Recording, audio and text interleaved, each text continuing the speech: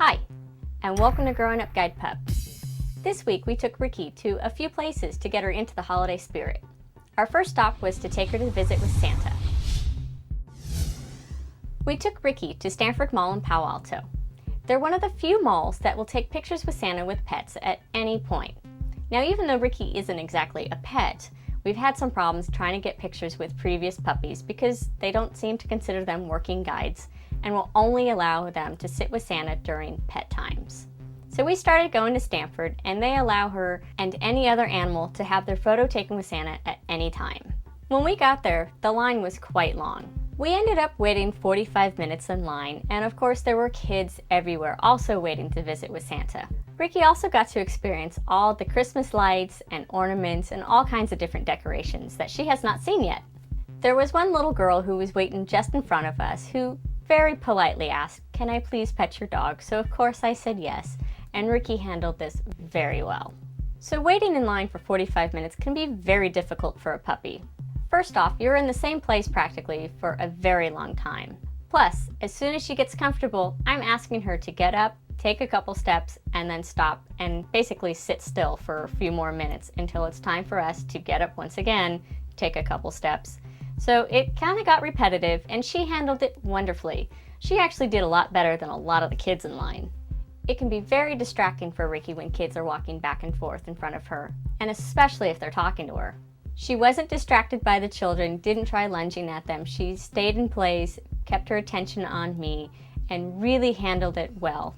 So when it was finally our turn with Santa, we quickly sat Ricky down right by Santa's feet, and I walked away, and so where she could see me so we could take the picture. She seemed a little confused by this, but overall handled it really well, and we got a really cute picture out of it.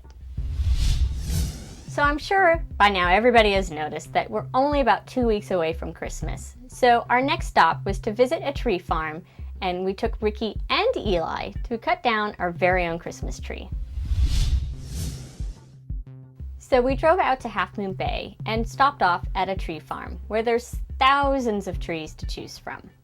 Now, when I was a kid, I used to go to these tree farms with my family. Every year we'd get together and we'd go out to the farm and spend the whole day trying to find the perfect Christmas tree, and then my dad would cut it down, and of course we'd take it home.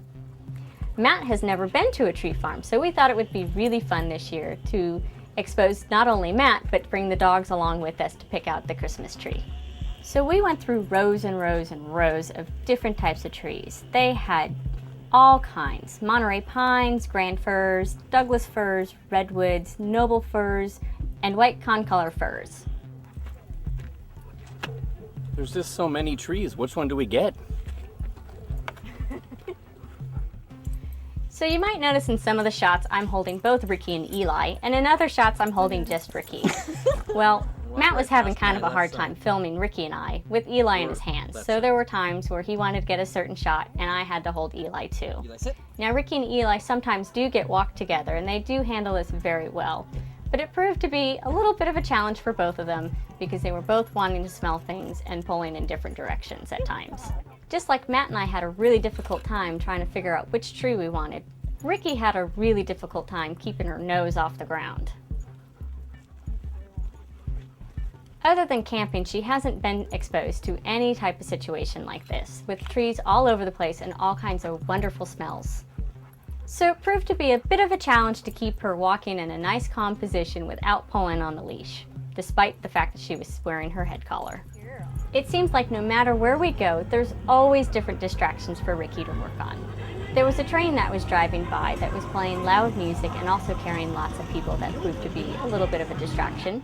And there was also other dogs there. There was one little dog in particular that kept staring at Ricky and almost wanting to try to egg her on to react.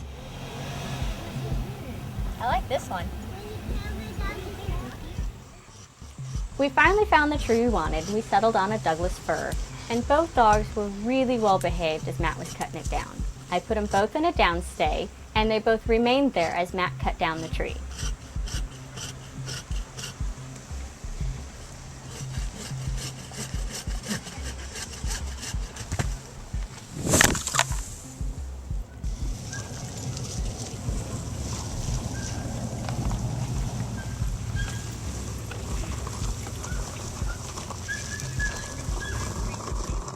So when Matt was dragging the tree to the car, Ricky thought this was really neat and kept trying to chase the tree.